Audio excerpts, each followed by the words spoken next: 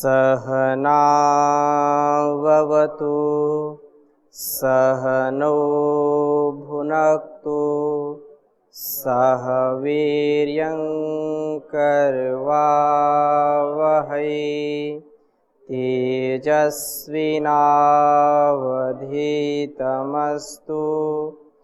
मा विद्विषावहै। ओम शांति शांति शांति। वैदिक जीवन पद्धति इस कक्षा में आपका स्वागत है। आज कक्षा के दूसरे भाग में हम इस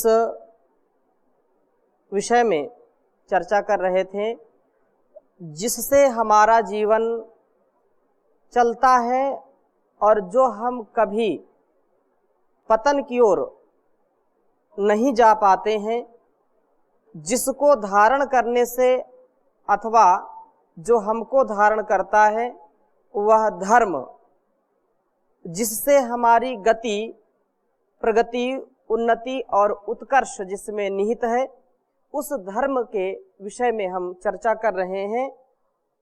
धर्म के विषय में कुछ कतिपय मैंने कल सूत्र और कुछ सूक्तियां आपके समक्ष दी थी, क्योंकि धर्म की व्याख्या बहुत ही सरल भी है और बहुत ही गहन है। इसकी व्याख्या हम कर नहीं सकते, करने में सक्षम नहीं हैं, क्योंकि धर्म व्याख्यान की चीज नहीं है, धर्म कहने की चीज नहीं है। धर्म को धारण करने से हमारा कल्याण होता है और अनेक प्रकार से हम धर्म को जान करके, समझ करके लोक कल्याण के लिए जो भी करते हैं वह सब धर्म के ही परिधि में आता है। फिर भी हम भ्रांतियों से बचें। वर्तमान समय में वर्तमान की जो परिस्थितियां हैं, उन परिस्थितियों में आज जो धर्म का स्वरूप बिगड़ गया है उसको पुनः हम समझने का थोड़ा सा प्रयास कर रहे हैं, ना कि हम धर्म की व्याख्या कर रहे हैं, क्योंकि धर्म व्याख्या की चीज नहीं है। धर्म को व्यक्ति अपने जीवन में उतार करके उससे लाभ पा सकता है। केवल उसकी व्याख्या करने से, केवल उस पर प्रवचन देने से, उसका बखान करने से लाभ नहीं मिलता है, परंतु कभी कभी देश काल परिस्थिति में, संस्कारों को उद्बुद्ध करने में हम पथ से कहीं भ्रष्ट ना हो जाएं, इसलिए माता पिता गुरु आचार्यों से बार बार, लगातार हजारों बार उन चीजों को सुनते हैं जिनसे हमारा गौरव बढ़ता है और हम पथ से कभी भ्रष्ट नहीं होते। बात कहने की नहीं होती है, लेकिन उसको इसलिए कहा जाता है कि वो हमको स्मरण रहे, हम उसको भूले नहीं। इसलिए इस कड़ी में परम पूज्य महाराज श्री, परम पूज्य गुरु जी, परम पूज्य आचार्य श्री के सानिध्य में यह जो कार्यक्रम चल रहा है, लोगों तक वेद शास्त्रों की बात पहुंचे और हमारा राष्ट्र फिर से जगत गुरु बने, इसलिए ये पतंजलि योग पीठ के द्वारा ऐसा प्रयास किया जा रहा है जिससे लाभ लेकर के हम अपने जीवन में ऋषि परंपरा को, आचार्य परंपरा को, जो परमात्मा के द्वारा प्रदत्त ज्ञान है, उसको सुन करके, जान करके वैसा जीने का प्रयास करें। ऐसा यहाँ से प्रयास चल रहा है, तो उस प्रयास में हम वैदिक जीवन पद्धति, क्योंकि नाम जैसा है वैदिक जीवन पद्धति, जो परमात्मा ने हमको ज्ञान दिया है, वेदों के द्वारा जो मानव कल्याण के लिए सारी विद्याएं दी गई हैं, उन विद्याओं का हम पठन पाठन करें, पढ़ें पढ़ाएं, जीवन में उतारें और दूसरों को भी उसके लिए प्रेरित करें। वैदिक जीवन पद्धति जैसे जिसको जिया जाता है वही जीवन कहलाता है। और जीने के लिए तो पशु भी जीते हैं, लेकिन जिनमें धर्म है, जिनमें कर्म है, जो मननशील हैं, उनके लिए ये विशेष उपदेश परमात्मा के द्वारा दिया गया है वेदों के माध्यम से। और आप इस वैदिक गुरुकुलम में अध्ययन करते हैं। सभी पूज्य सन्यासीगण, आचार्यगण, ब्रह्मचारीगण सुबह से शाम तक जो हमारा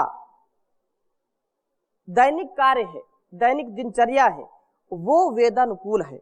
जैसा ऋषियों ने हमको संकेत किया है, जैसा उपदेश किया है, वैसा आप जीवन यहाँ पर जीते हैं। प्रातः काल जब हम जागृत अवस्था में होते हैं तो मंत्र पूर्वक अपने जीवन का आरंभ करते हैं, क्योंकि एक दिन हमारे एक जीवन के जैसा होता है। सुबह उठते ही मंत्र पाठ करते हैं, फिर आप योग करते हैं तो भी मंत्र पूर्वक करते हैं, आप यज्ञ करते हैं तो भी मंत्र पूर्वक करते हैं, आप भोजन प्रसाद ग्रहण करते हैं तो भी मंत्र का जाप करते हैं, आप जब पढ़ते हैं तो पढ़ने से पूर्व मंत्र पाठ करते हैं। कहने का आशय ये है, सुबह से लेकर के जैसी नींद से हम उठे, प्रातः जागरण से लेकर के रात्रि शयन पर्यंत, शयन करते समय भी तन्मे मनः शिव संकल्प मंत्रों से हम अपने विचारों को, अपने संस्कारों को पवित्रतम बनाने का प्रयास करते हैं। ये वैदिक जीवन है।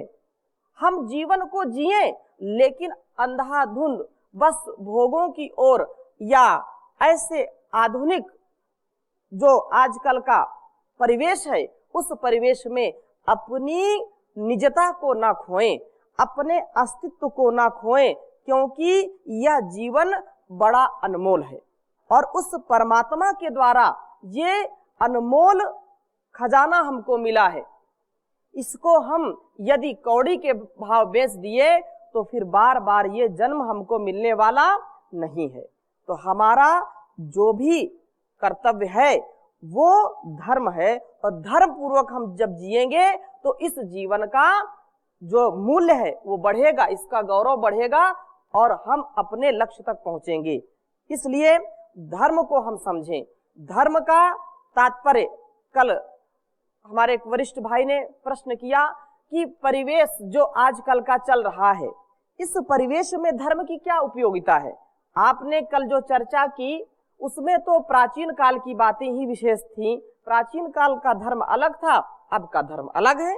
तो अब के धर्म में और प्राचीन काल के धर्म में क्या अंतर है, क्या उपयोगिता आज धर्म की है, तो वही हम समझने का यहाँ प्रयास कर रहे हैं। क्योंकि धर्म की जो परिभाषा है वह बिल्कुल उलट गई है, पलट गई है। धर्म के स्वरूप को हम न समझ करके अपने जीवन में अनेक प्रकार के रोगों को, अनेक प्रकार के कष्टों को आमंत्रित करते हैं, जिससे हमारा जीवन बहुत ही तनावपूर्ण, बहुत ही असहज, अशांतिमय हो गया है। और यदि हम धर्म की परिभाषा को समझें, धर्म को जीने का प्रयास करेंगे तो हमारा जीवन बहुत ही सहज, बहुत ही शांतिपूर्वक व्यतीत होगा।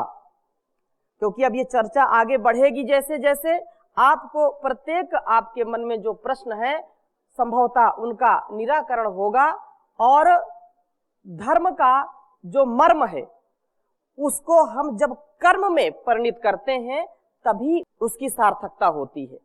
धर्म के मर्म को जान करके उसको कर्म में परिणित करना, जाना बहुत, लेकिन धर्म के मर्म को जान करके व्याख्यान तो खूब हो रहे हैं, लोग धार्मिक बन रहे हैं, लेकिन कर्म वैसा नहीं कर रहे हैं। इसलिए हम और ये समाज दुखी, बार बार क्लेशित, बार बार क्रोधित, बार बार जो है भोग वासनाओं में अपने आप को उस भोग की अग्नि में उलझा रहे हैं और अपने आप को झुलसा रहे हैं। इसलिए हम इसको समझें और अपने जीवन को तदनुसार व्यतीत करने का प्रयास करेंगे तो जीवन हमारा सुखमय होगा।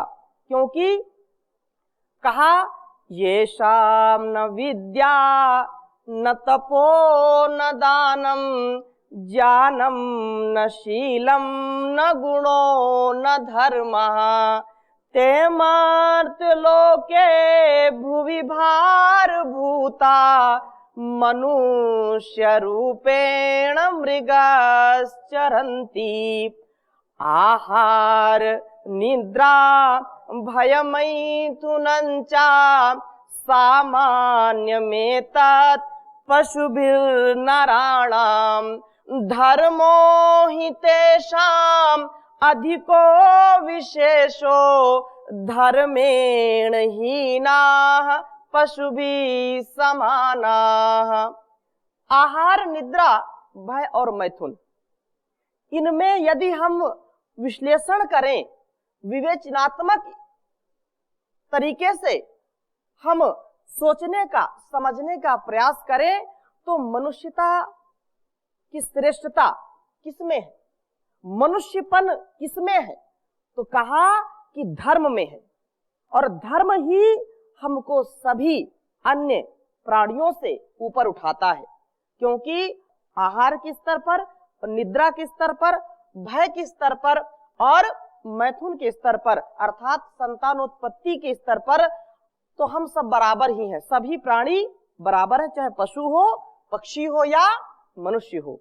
उसमें केवल मनुष्य को ऊपर उठाने का एक ही अमोघ मंत्र है, एक ही अचूक मंत्र है, और वो है धर्म पूर्वक हम यंत्रवत कार्य करें। धर्म पूर्वक, वेदानुकूल, आत्मानुकूल, शास्त्र अनुकूल जो बात हमको समझ में आ जाए वैसा आचरण करने से ही व्यक्ति का उत्कर्ष है।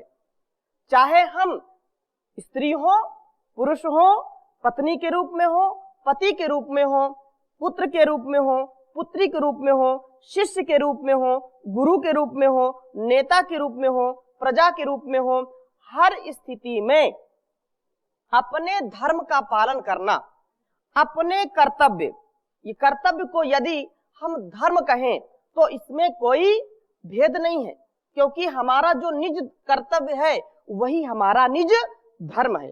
अब जैसे कल आदरणीय डॉक्टर संजय जी भ्राता जी पूछ रहे थे कि वर्तमान परिवेश में धर्म की क्या उपयोगिता है, वो कभी भी जब जब मनुष्य का जीवन होगा तब तब धर्म की उपयोगिता रहेगी। बिना धर्म के मनुष्य का जीवन रह नहीं सकता, क्योंकि जब वह जन्म लेगा, किसी भी युग में हो, किसी भी देश में हो, किसी भी काल में हो, जब जन्म लेगा तो उसको कुछ ना कुछ कर्तव्य कर्म करने ही पड़ेंगे। तो वो कर्तव्य कर्म ही धर्म का स्वरूप हम समझें। जो मानवीय कर्तव्य है, जो मानवीय मूल्य है, उन मूल्यों से कभी हम पतित ना हो, ये धर्म है। और धर्म में कैसे आगे अग्रसर हो, अन्य पशुओं से हम, अन्य पक्षियों से हम ऊपर कैसे उठें, तो जैसा श्लोक में कहा कि थोड़ी सी चर्चा आपके समक्ष में करना चाहूंगा क्योंकि प्रासंगिक है। जैसे आहार के स्तर पर, आहार,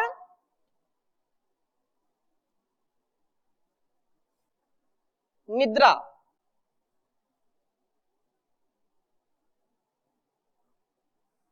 भय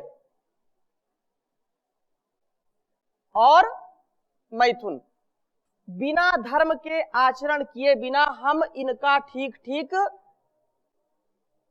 आचरण नहीं कर सकते, इनको व्यवहार में नहीं ला सकते।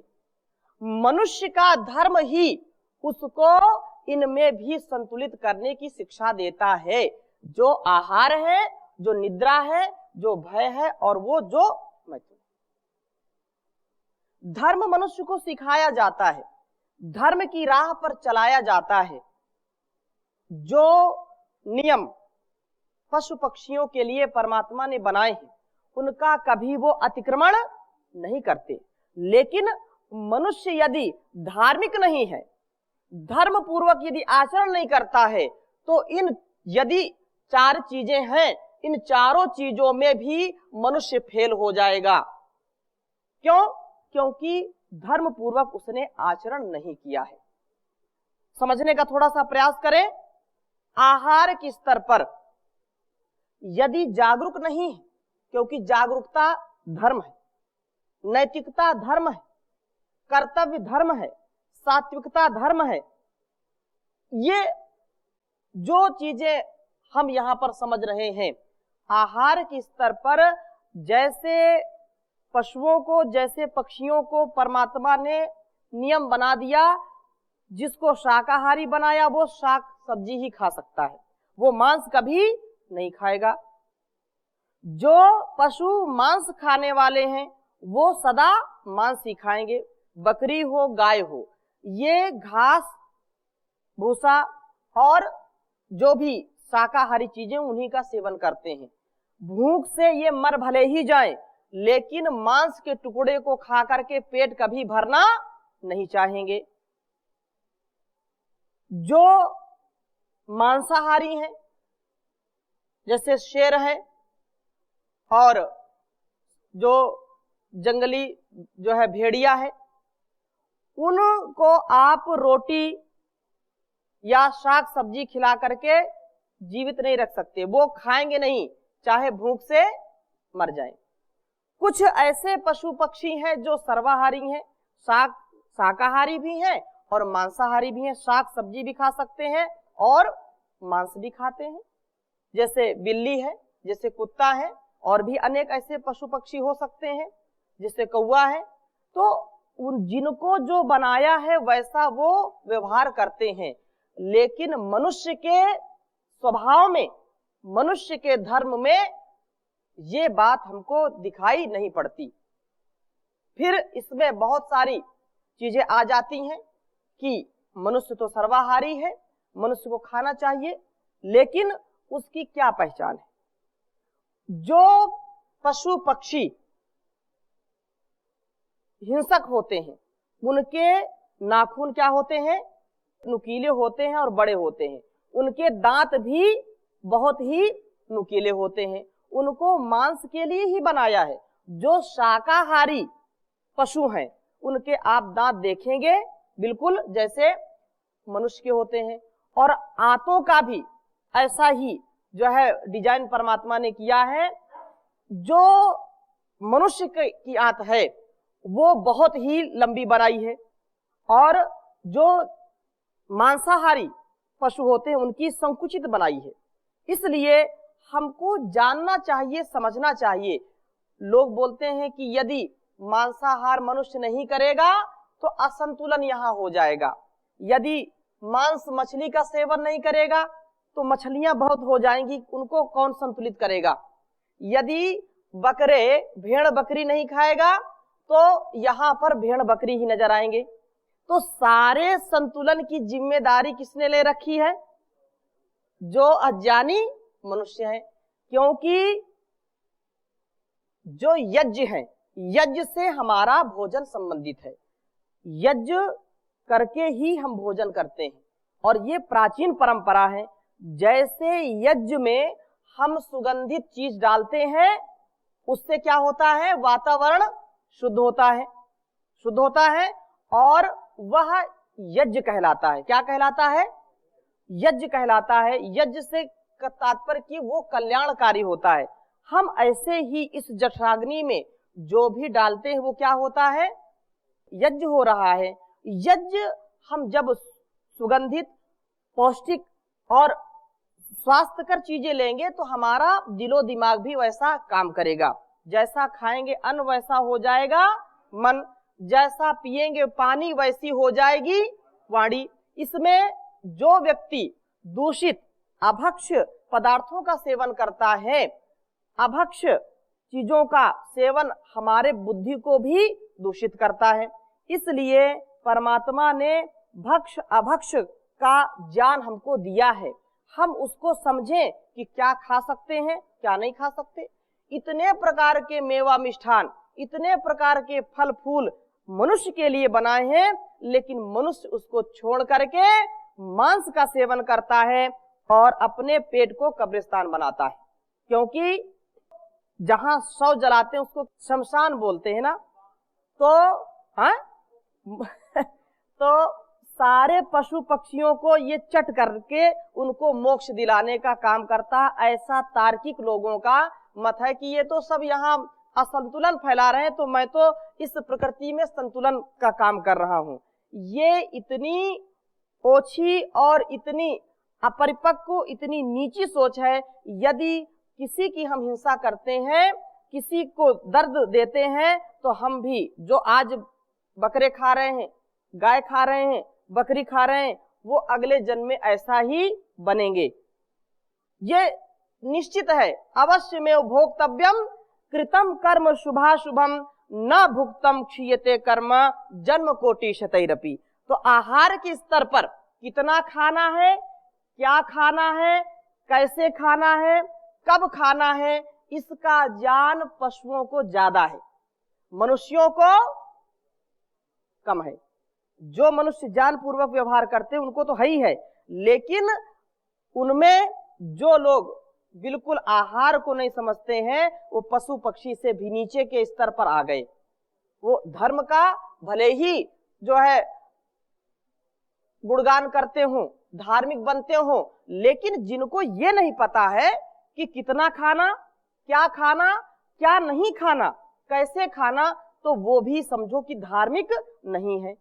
क्योंकि उतना तो पशुओं का भी ज्ञान है कि कितना खाना, और जितना उनको खाना उतना ही खाएंगे, उससे ज्यादा नहीं खाएंगे, कितनी भी अच्छी चीज डाल दो। लेकिन मनुष्य को बस आने दो, जितना हो सके, जितना स्वादिष्ट भोजन होगा उतनी उसकी भूख बढ़ जाएगी और फिर अधिक खा करके रोगी होगा। तो ये खा करके कभी पशु पक्षी रोगी नहीं होते, लेकिन मनुष्य आज रोग होने का, डॉक्टर भी बोलते हैं, चिकित्सक के पास जाओ तो अधिक खाने से लोग ज्यादा बीमार हो रहे हैं। पहले क्या होता था कि सुबह शाम भोजन करते थे, दोपहर में नहीं, क्योंकि 8 से लेकर के 11 के बीच में भरपेट भोजन करते थे और खेतों में कार्य करते थे, या जो अन्य सेवाओं में लगे उनका भी यही, और सायंकाल करते थे। दिन भर खूब परिश्रम किया और रात्रि में भोजन जो है सायंकाल 7 बजे भोजन कर लेते थे। अब आज 4 बार भोजन करते हैं। तो इसमें यह बात ध्यान रखनी चाहिए, एक भुक्तम सदा आरोग्यम, जो एक बार खाता है वो सदा निरोगी रहता है। लेकिन अब एक बार खाएंगे तो कार्य कैसे करेंगे? एक भुक्तम सदा आरोग्यम, एक बार यदि खाते हैं तो कभी बीमारी नहीं होती। वो जो है हमारा शरीर इतना रोग प्रतिरोधक क्षमता को अर्जित कर लेता है। द्विभुक्तम बलवर्धनम, जब 2 बार खाते हैं तो उससे शारीरिक सौष्ठव पौष्टिकता बढ़ती है। हम पुरुषार्थ करते हैं, परिश्रम करते हैं, परिश्रमी बन जाते हैं। एक भुक्तम सदा रोग्यम, द्विभुक्तम बलवर्धनम, त्रिभुक्तम सदा रोगम, जो है 3 बार खाता है तो जरूर कुछ ना कुछ उसको रोग होगा, जरूर वो बीमार रहेगा।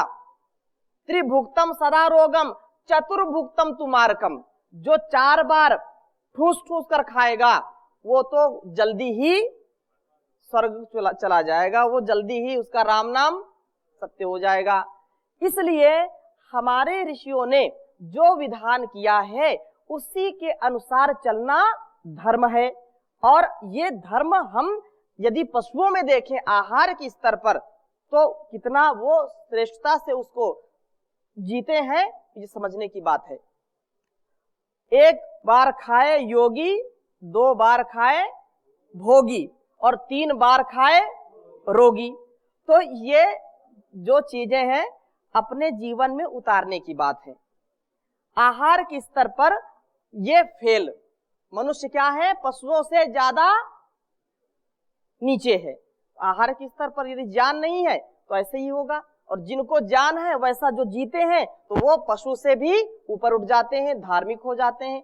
इसी प्रकार से निद्रा के स्तर पर भी मनुष्य का सोने का, जागने का, उठने का, बैठने का कोई नियम है क्या?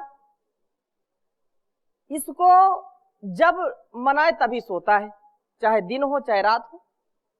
और जितनी नींद को जितना बढ़ाता जाएगा उतना ही उसका अकल्याण होगा। 12 बजे 1 बजे तक जागेगा और फिर जिस समय उठना होगा 4 बजे उठना चाहिए, फिर 4 बजे सोना शुरू करेंगे। आजकल के विद्यार्थियों, आज मॉडर्न समय में भी बड़े बड़े कॉलेज, बड़े बड़े जो है संस्थान है शैक्षणिक, वहां भी, चूंकि यहाँ भी मैं कई बार देखा हूं, विद्यार्थी 4 बजे तक पढ़ते हैं। एक से मैंने पूछा कि 4 बजे तक तो जो है नहीं पढ़ना चाहिए, जल्दी आप सो जाइए, उसके बाद फिर पढ़िए। बोले कि एक बार जब सो जाते हैं फिर नींद खुलती नहीं है। क्यों? वैसा अभ्यास नहीं बनाया, वैसा उन्होंने अपने जीवन में जिया नहीं, संस्कार नहीं बनाया। तो 4 बजे तक पढ़ेंगे, फिर मैंने कहा 4 बजे तक पढ़ोगे, उठोगे कब? फिर 4 बजे हम सो जाएंगे, फिर 11-12 बजे उठते हैं। तो सारी दिनचर्या एक तरफ हो गई। जो आरोग्यता प्रातः काल की जो खुली हवा है, प्राणायाम है, योग है, ध्यान है, उससे तो वंचित रह गए। तो ऐसा व्यक्ति जो करेगा वो कितने दिन तक जिएगा? बहुत जल्दी ही उसका समय पूरा हो जाता है। इसलिए मानसिक तौर पर भी, शारीरिक तौर में हमको दिनचर्या का विशेष ध्यान देना होता है। अब जब वो समय से सोएगा नहीं, समय से उठेगा नहीं, तो जो वात पित्त कफ है, आयुर्वेद के विषय में जो है ये कहते हैं कि जो 4 बजे उठता है उसका जल्दी से पेट साफ हो जाता है, और जब वो 10 बजे 11 बजे दिन में उठेगा तो ये आप लिख लीजिए, कभी उसका पेट साफ नहीं होगा। अच्छा ये बताओ, कभी गधे को, घोड़े को, कुत्ते को, बिल्ली को, बैल को, गाय को, बकरी को कभी कोई गोली देनी पड़ती पेट साफ करने के लिए? कभी नहीं लेता वो। लेकिन मनुष्य का काम क्या है? खाएगा तो पचाने के लिए गोली चाहिए, फिर जब खा लिया तो फिर कब्ज हो गई तो कब्ज से बचने के लिए गोली चाहिए। तो ये जो है स्थिति इतनी बिगड़ गई है, तो हम इसलिए यहाँ पर धर्म की चर्चा करें। धर्म का मतलब क्या है? तो धर्म का मतलब है कि जीवन को अच्छी प्रकार से जीना। तो निद्रा के स्तर पर कभी भी गाय को, भैंस को, गधे को जगाना पड़ता है क्या? वो अपने आप, जैसे भोर हुई वो अपने आप उठ जाता है। लेकिन इस मनुष्य रूपी पशु को अलार्म भी लगाएगा तो भी नहीं उठेगा, कई लोग जगाने आएंगे तो भी नहीं उठेगा। इस कदर सोया हुआ है। ये सोया है मानव, इसे तुम जगा दो, लगा दो किनारे, इसे मेरे भगवन। ये जीवन तुम्हारा, तुम्ही को है अर्पण, लगा दो किनारे, इसे मेरे भगवन। ये सो करके कब जगेगा, इसकी चर्चा अगले भाग में हम पुनः करेंगे। आज थोड़ा सा समझने का प्रयास किया है, ये निरंतर हम समझने का प्रयास करेंगे, और जैसे जैसे जो जो चीज हम समझते जाएं वैसे वैसे उसका आचरण भी करते जाएं, तो हम सच्चे धार्मिक बनेंगे, हमारा जीवन सार्थक होगा। तो आज यहीं तक, शेष चर्चा अगले भाग में करेंगे। ओम इति शम।